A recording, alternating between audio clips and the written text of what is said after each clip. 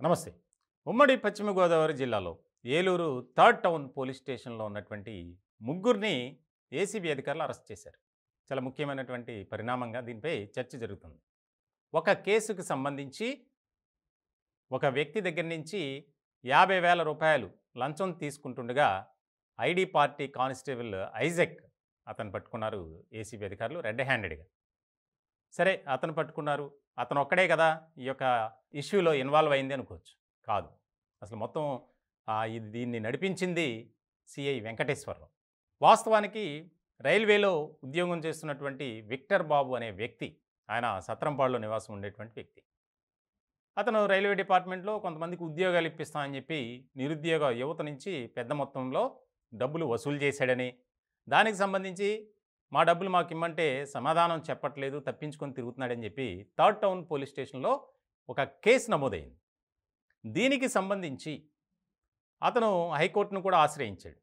ఇలాంటి సందర్భంలో హైకోర్టు కూడా స్టే ఇచ్చింది. ఇటువంటి సందర్భంలో ఒక నోటీసు సర్వ్ చేసి అతని దగ్గర నుంచి స్టేట్మెంట్ తీసుకోవాలి. ఆ స్టేట్మెంట్‌ని మళ్ళీ కోర్టుకు పంపించాలి పోలీసులు.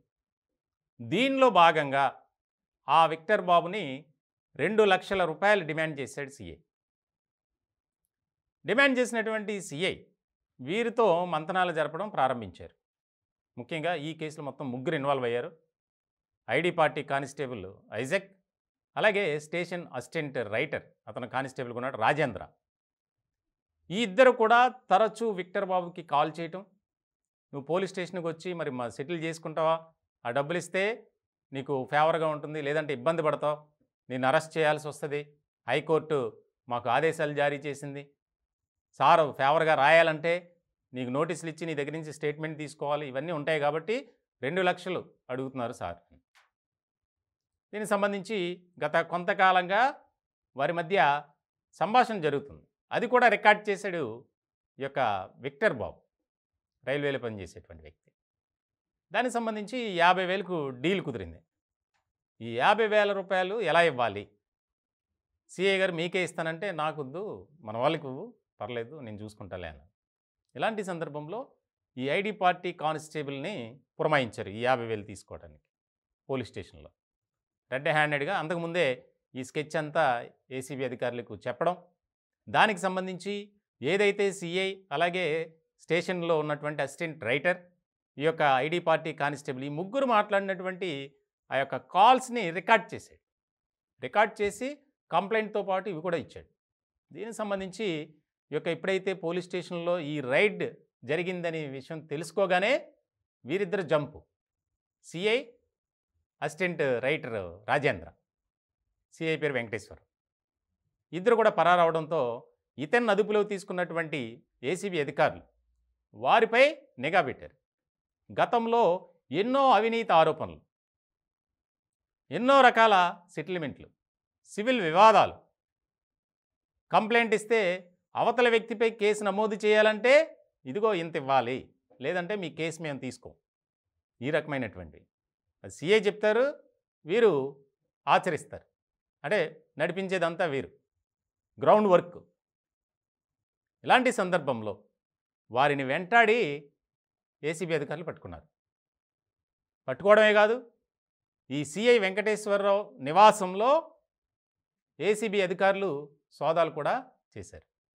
చాలా ముఖ్యమైనటువంటి పరిణామంగా మారింది. సోదాలు చేసినటువంటి క్రమంలో దాదాపు రూ. 7,00,000 క్యాష్, బంగారు వస్తువులు, అలాగే కొన్ని విలువైనటువంటి పత్రాలు, భూమి కొనుగోలుకు సంబంధించి ఎల్ఐసి బాండ్స్, అలాగే కొన్ని బుల్లెట్స్, మరి నకిలీవా ఏంటనేది ఇంకా తేల్చాల్సినటువంటి పనిలో ఉన్నారు. దానికి సంబంధించి ఇవంతా అసలు ఏం జరుగుతుంది పోలీసు వ్యవస్థలో, మొన్నటి వరకు మనం చూసాం తెలంగాణలో ఈ రకమైనటువంటి అరాచకాలు అక్రమాలు ఎక్కువగా ఉండేవి. కానీ ఇప్పుడు ఇది ఆంధ్రప్రదేశ్కి కూడా పాకింది. మొత్తానికి ఇటీవల చూస్తున్నాం మనం, ఆ మధ్య ప్రకాశం జిల్లాలో, నెల్లూరు జిల్లాలో ఏసీబీ రైడ్స్ జరిగాయి.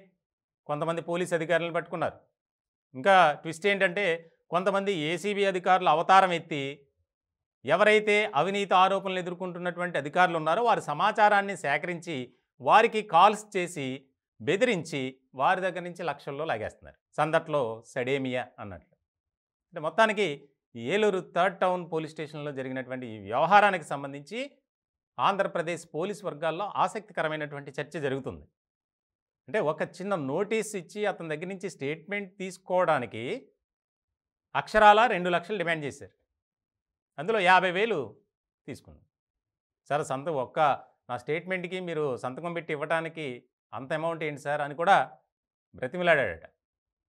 సో అతను ఏ రకమైనటువంటి నేరం చేశాడు, తప్పు చేశాడు అనేది కోర్టు వ్యవహారం, తర్వాత ఆ విచారణలో తేలుతుంది.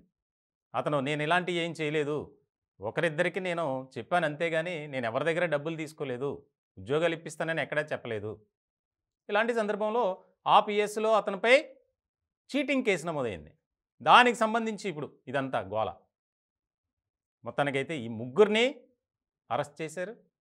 సిఐ ఆస్తులపై నిఘా పెట్టారు.